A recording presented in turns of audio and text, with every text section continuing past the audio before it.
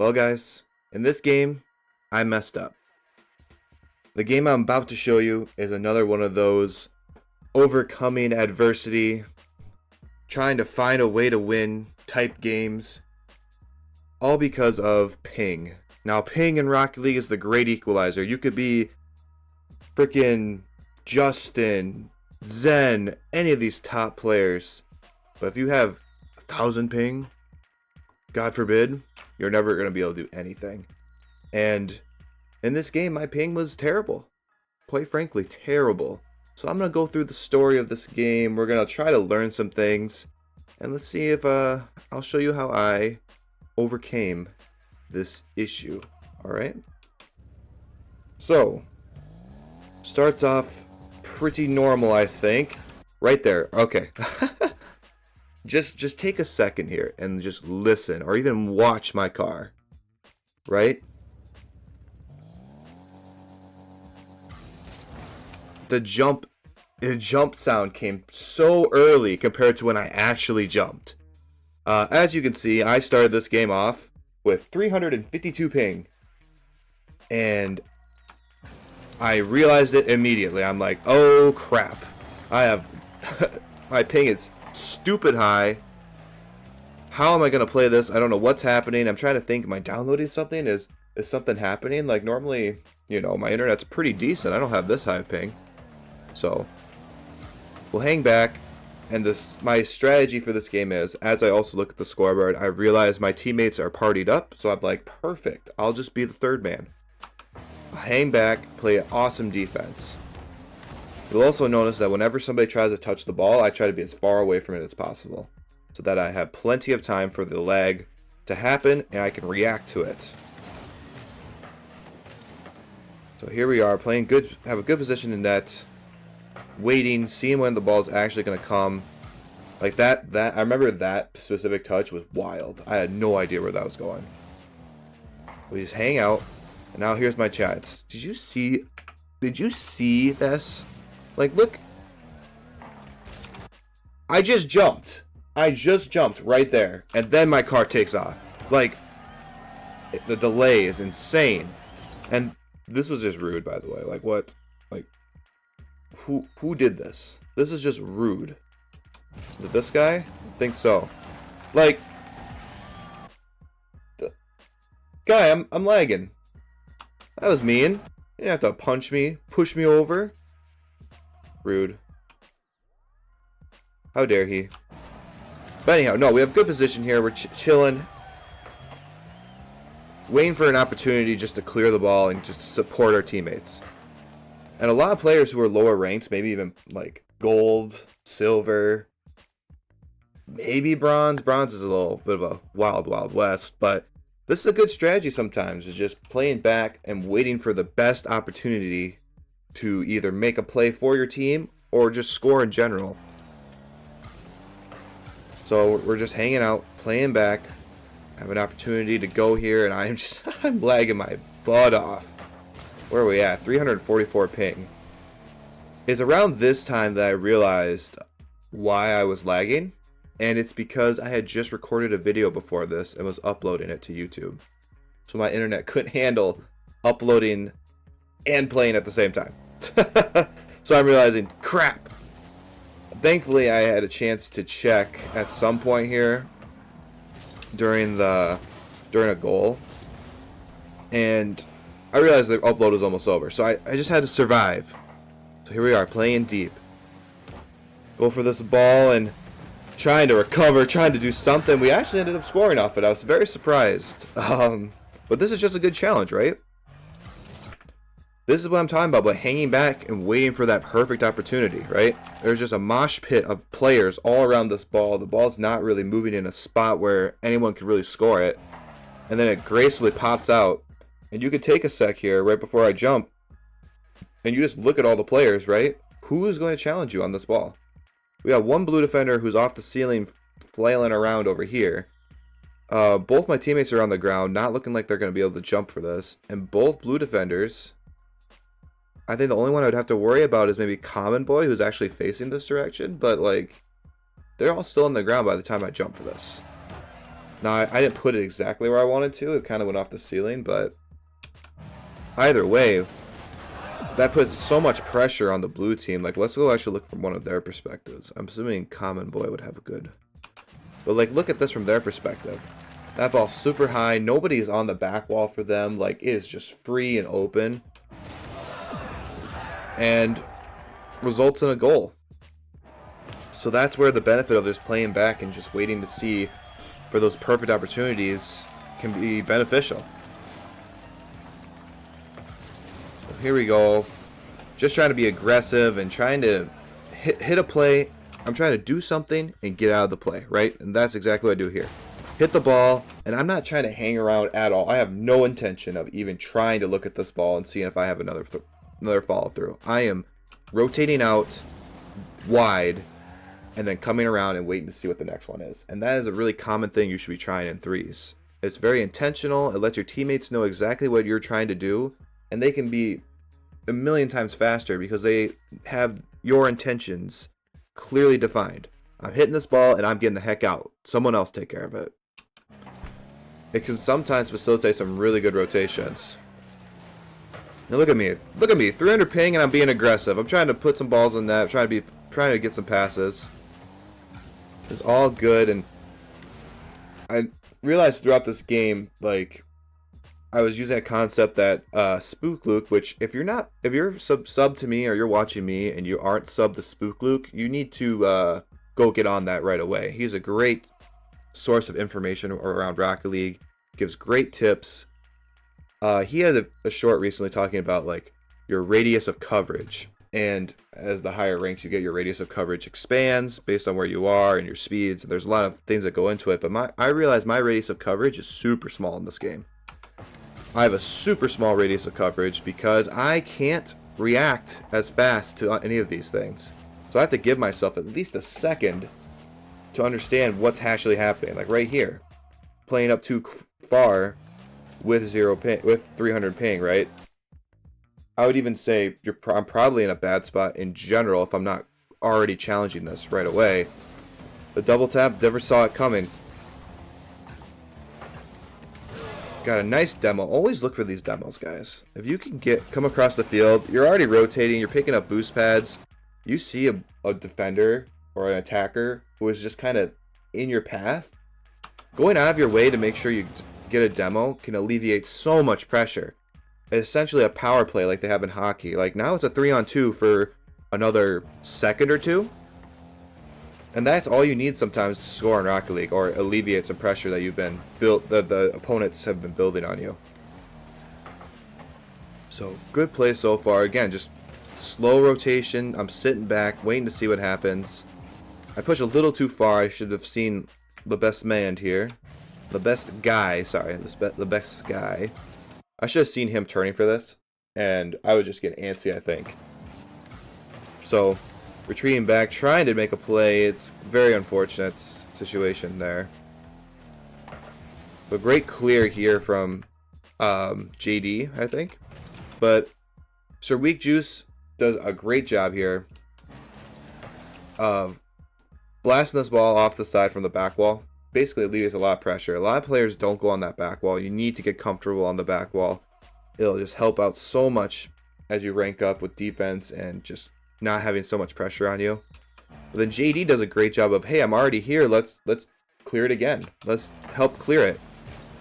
Now, this is like the perfect team plays, right? Like, if you're going to hit the ball, you should hit it towards a teammate or hit it in a space where there is nobody and that you can get to it next, or a teammate can get to it next. And that's exactly what Mr. Sir and JD did. So we had a good push. No boost, but I'm picking up little boost pads, trying to stay in the play a little bit. I'm getting a little aggressive here. And I think, yes, so this is right around when I started to get my ping back. So now my radius of coverage has expanded back to a normal amount. And I'm ready to be aggressive. I haven't gotten to play basically this entire game. I've been helping everybody else out. So now it's time to go, and we're going to see the difference of play here, right? Being up aggressive, being ready to go for things like this, turning on it fast. I almost had a nice passing play here, but just a little too hot. But the pressure, this pressure is mounting, and this next play, I only did because I could. It is not a good play. But I got the flip reset, so I'm like, I'll stay up and I'll touch this for no reason. Like, it really didn't help at all. But I'm like, I could, so I'm going to do it. And then this is a pretty poor pass attempt. We have to understand our situation, right? So, I have a free hit here. I have a extremely free hit. And what I end up doing is I hit it low off the sidewall and come back out. Because I think that one of my teammates will probably rotate around and have a really fast shot of net.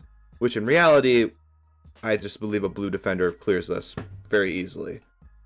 When you have a free hit like this, you need to maximize your return on what you do with this hit. Okay, so for me, when you look at this situation, we have a lot of blue defenders really near on the near post, and both my teammates are also in front of me. So this is something where we want to get this ball to go across the net.